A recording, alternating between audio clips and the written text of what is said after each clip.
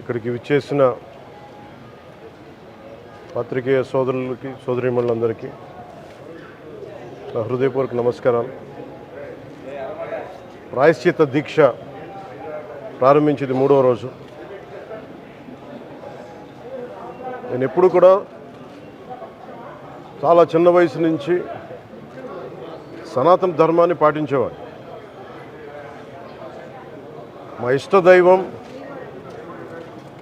ఆంజనేయ స్వామికి ఎప్పుడు రామభక్తులం. మేము ఎప్పుడు భక్తి, ఆధ్యాత్మికత ఇవన్నీ కూడా ఇంట్లో ఇది మా స్వవిషయం అని చెప్పి ఎప్పుడు దీన్ని లోపలే పెట్టుకుంటాం తప్ప, లేదంటే అవసరమైన సమయాల్లో, పూజా సమయాల్లో, పండగల సమయాల్లో చెప్పుకుంటాం తప్ప దీనిని ఈ రకంగా చెప్పుకునే పరిస్థితిని ఎప్పుడూ మేము అలవాట్లేదు. ఈ సగటు హిందువులో ఉన్న విధానం ఇది.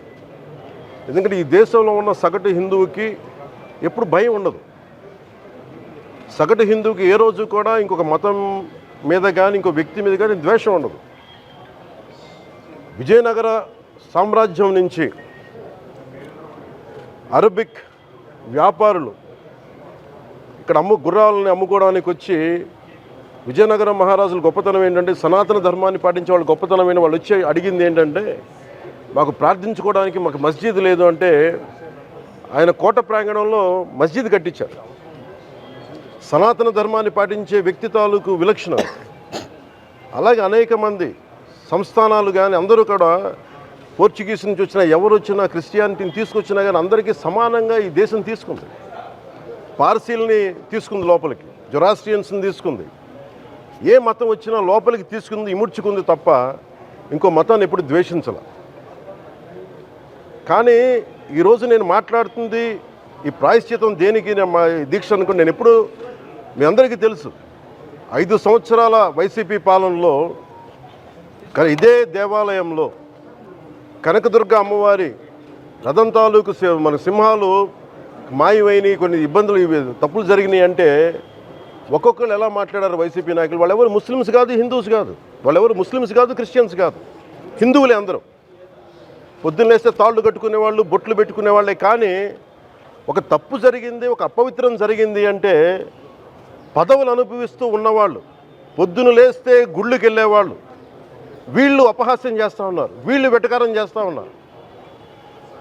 ఈ ఎంటైర్ ఈ విషయంలో వాళ్ళు మతం పుచ్చుకున్నారా లేదా నాకు అన్నీ తెలియదు. వైవి సుబ్బారెడ్డి గారు ఉన్నారు, భూమన కరుణాకర్ రెడ్డి గారు ఉన్నారు, వారి కుటుంబ సభ్యులు ఉన్నారు.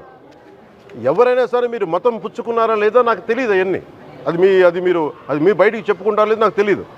నేను అది కూడా మాట్లాడట్లా. కానీ మీరు బాధ్యత తీసుకున్నారు. మీరు హైందవ ధర్మాన్ని కాపాడుతానని మీరు బాధ్యత తీసుకున్నప్పుడు కాపాడాల్సిన అవసరం మీ మీద ఉంది.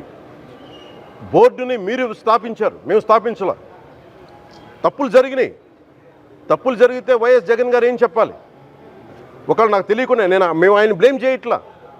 కానీ మీ ఆధ్వర్యంలో జరిగింది, మీరు కాన్స్టిట్యూట్ చేసిన బోర్డు వల్ల జరిగిన తప్పిదాలు ఇవి, మేము ఇవి కనుగొన్నాం. ల్యాబ్ టెస్టులు ఇవన్నీ మేము ఆటలాడతామా? ఇవన్నీ వీటితోటి సెంటిమెంట్స్ తోటి మాకు బాధ్యత లేదా? నేను నిజంగా కనుక చాలా బలమైన సనాతన ధర్మాన్ని పాటించేవాడిని. చిన్నప్పటి నుంచి, పొద్దున్న లేచినప్పటి నుంచి రాత్రి పడుకునేదాకా మా ఇంట్లో రామనామం ఉండేది, రామ జపం ఉండేది మా ఇంట్లో. అలాంటి రామభక్తులం మేము. కానీ రామతీర్థం విగ్రహాన్ని, రాముడి విగ్రహాన్ని శిరచ్ఛేదం జరిగినప్పుడు ఒక సగటు సనాతనవాదిగా, సగటు హిందువుగా, సగటు రామభక్తుడిగా బయటకు వచ్చి చాలా గొడవలు చేయగల సత్తా ఉన్నవాడిని గుర్తుపెట్టుకోండి. ముఖ్యంగా వైసీపీ నాయకులకి, నన్ను విమర్శించే దేశ యావత్తు నన్ను విమర్శించే ప్రతి ఒక్కరికి తెలియజేస్తున్నా, గొడవ పెట్టుకోవాలంటే చాలా బలంగా గొడవ పెట్టుకోవాలి. కానీ నాది పేదవాళ్ళ కష్టాలు, క్రిమినలైజేషన్ ఆఫ్ పాలిటిక్స్, వీటి మీద మేము మాట్లాడతాం, వీటి మీద తప్పించాం. ప్రజలు బాగుండాలి, కాన్స్టిట్యూషన్ వాల్యూస్ని అప్హోల్డ్ చేయాలి, రాజ్యాంగం బాగుండాలి, వీటి కోసం తపన పడేవాళ్ళం. కానీ సెక్యులరిజం పేరు మీద, secularism is not one way, it's 2 way. Secularism అంటే కూర్చోబెట్టి ఒక్క సైడ్ నుంచి వచ్చేది కాదు, అన్ని సైడ్ నుంచి రావాలి. ఇది చాలా ఆవేదన కలిగిస్తుంది. కొన్ని దశాబ్దాలుగా చూస్తున్నారు ప్రతి హిందువు. దీంట్లో మిగతా మతాల ప్రస్తావన కంటే కూడా నేను ఎక్కువ ప్రస్తావన చేస్తుంది హిందూ ధర్మాన్ని పాటించి వాళ్ళు వ్యక్తిగతంగా పాటించి బయటకు వచ్చేటప్పటికి మీడియా వారి కోసమో లేదంటే ఇంకొంత ఎవరైనా సాటిస్ఫై చేయడం కోసం తెలియదు, కానీ సాటి హిందువులు తోటి హిందువులను తిడతా ఉన్నారు. ఇది చాలా ఆక్షేపణీయం. దీంట్లో నేను ముస్లిమ్స్ నిందించట్లా, అది క్రిస్టియానిటీ నిందించట్లా, కానీ బాధ్యత తీసుకున్న హిందువుల్ని నేను నిందిస్తున్నాం. బాధ్యత మీది. మీరు యథాలాపంగా వచ్చి ఇది పొలిటికల్ పదవులు, విగ్రహాలు పోతే మేము ఇల్లు కట్టుకుంటాం, వాకిళ్ళు కట్టుకుంటాం, ఏం మాటలవి? ఇదే మీరు మస్జిద్లో జరిగితే మాట్లాడతారా? మస్జిద్లో ఇలాంటి అపవిత్రం ఒక చిన్నపాటి చోరీ జరిగితే ఇలాగే మాట్లాడతాం. ఎందుకంటే మీరు మాట్లాడరు, ఓట్లు కదా అక్కడ. కానీ హిందువులు మాట్లాడితే హిందువులు అందరికీ ఎవరు పట్టించుకోరు. ఇక్కడ మా వేదన ఉండదా? మౌనంగా ఉన్నామంటే బాధ లేదనా? కోపం రాదనా? ఈరోజుకి కూర్చొని చూడండి ఏం మాట్లాడుతున్నారో వాళ్ళు. ఆయన వాళ్ళ లాయర్ అంట, ఆయన ఎవరు, ఏజీపీ అంట, పొన్నవోలు సుధాకర్ రెడ్డి గారు తిరుమల లడ్డుపై ఢిల్లీలో చేసిన కామెంట్ నా దృష్టికి తీసుకొచ్చారు.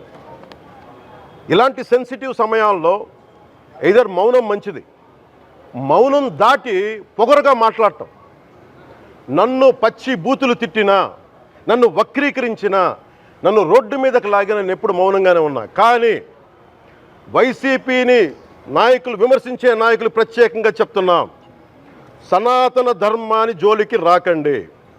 తప్పు జరిగితే తప్పు జరిగిందని ఒప్పుకోండి, లేదా మాకు సంబంధం లేదని చెప్పండి. అంతేగాని మళ్ళీ అడ్డగోలుగా మాట్లాడితే ఎవ్వరం క్షమించం. ఇక్కడ మీరు కూడా హిందువులే. పొన్నవోలు సుధాకర్ రెడ్డి గారు మీరు హిందువులే. నోటికొచ్చినట్టు మాట్లాడకండి. తమాషాలుగా ఉందా మీకు? సరదాలుగా ఉన్నాయా? మొన్న ప్రకాష్ రాజ్ గారు మాట్లాడారు నా మీద. అరే నేను మాట్లాడుతుంది ఒక హిందువులు అపవిత్రం గురించి మాట్లాడుతున్నాను. ఇందులో ప్రకాష్ రాజ్ గారికి సంబంధం ఏంటి? ఇందులో నేను ఇంకొక మతాన్ని నిందించానా? ఇస్లాంని నిందించానా? క్రిస్టియానిటీని నిందించానా? ఈ అపవిత్రం జరిగింది, ఇలా జరగకూడదు, ఫుడ్ అడల్ట్రేషన్ జరిగిందని మాట్లాడుతుంటే దీన్ని గోల చేయకూడదంటావు. అంటే తప్పు జరిగినప్పుడు మాట్లాడకూడదా? ఒక అపవిత్రం జరిగితే మాట్లాడకూడదా? దేవతా విగ్రహాలను శిరచ్ఛేదం చేస్తే మాట్లాడకూడదా?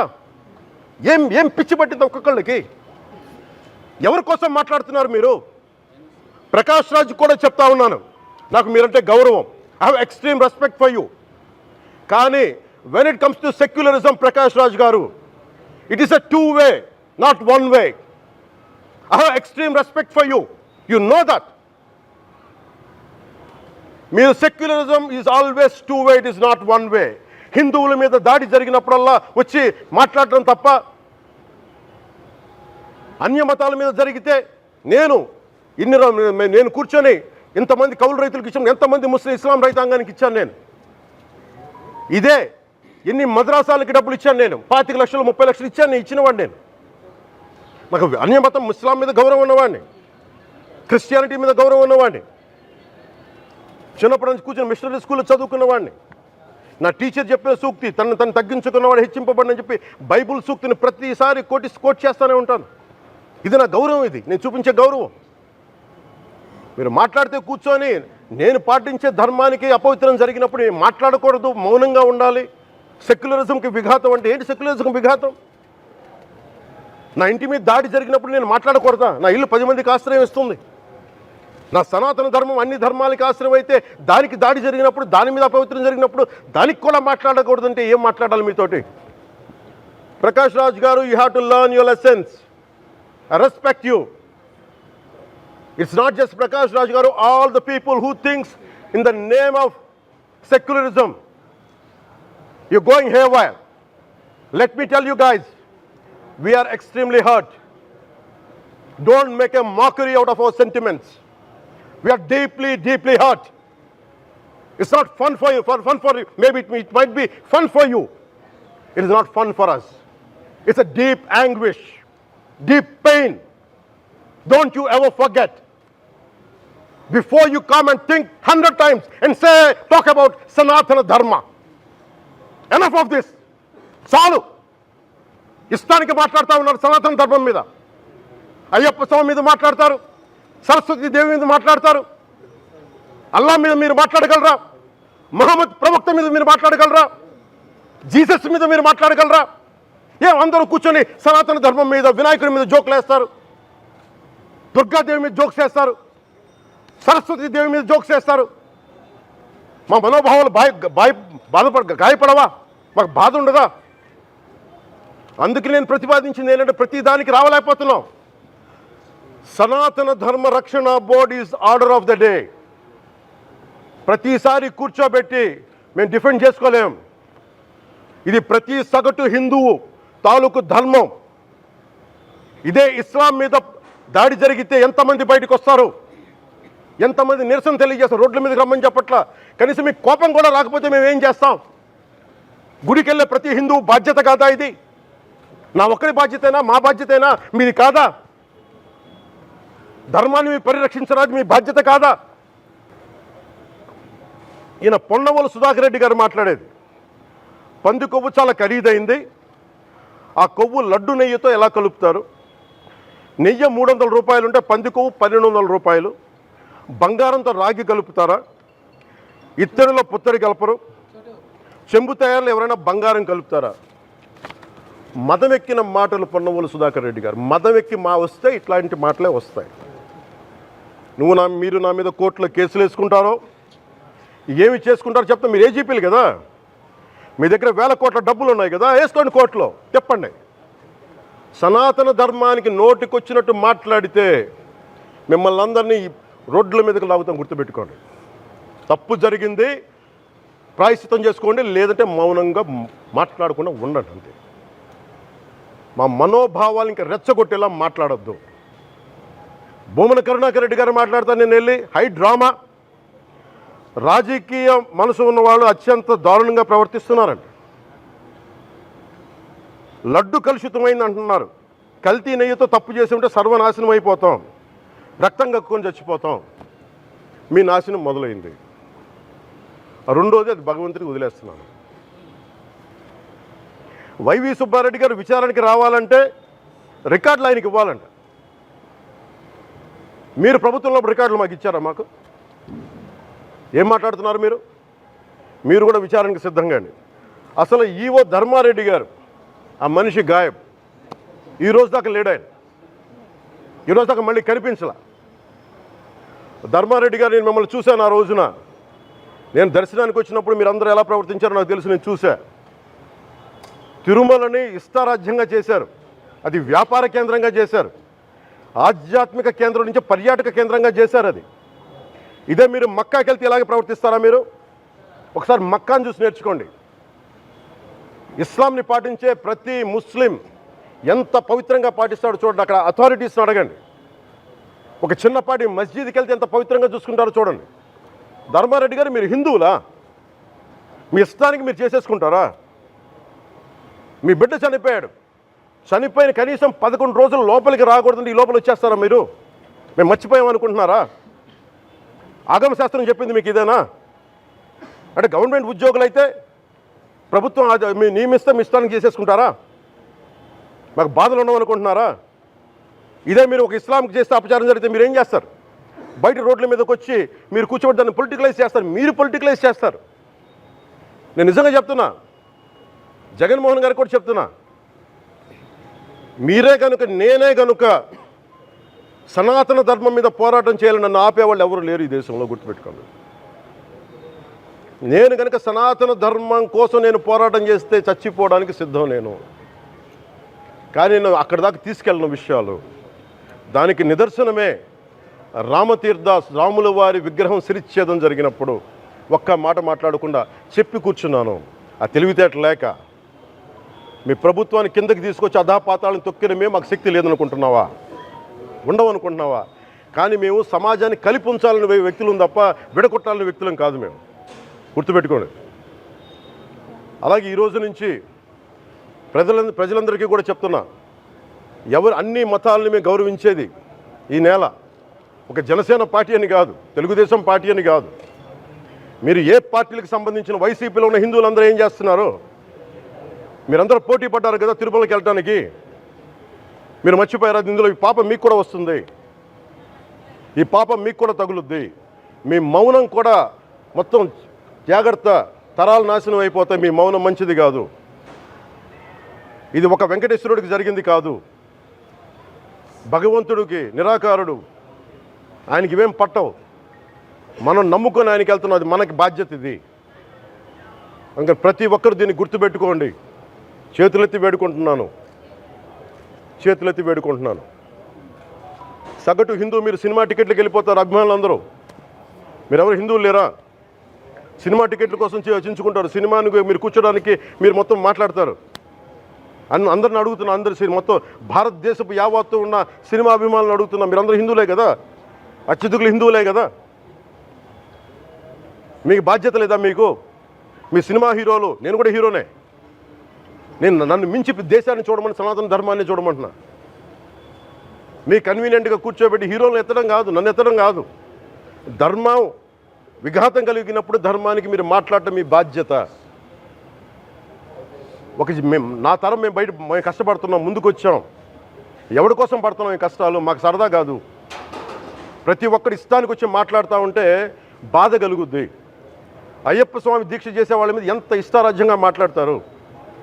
ఇదే మీరు ఎవరన్నా సరే ఇస్లాం మీద మీరు గొంతు ఎత్తగలరా?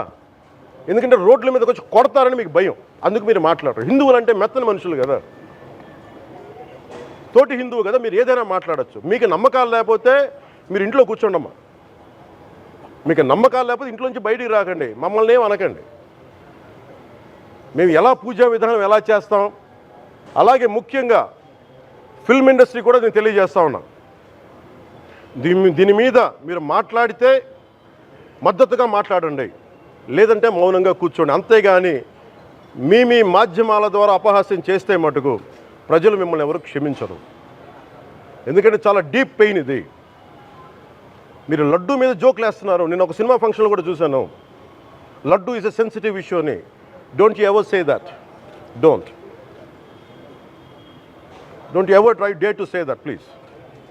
I respect you as actors, but when it comes to Sanatana Dharma, please, you have to think 100 times before you saying a word. One comment. Thank you.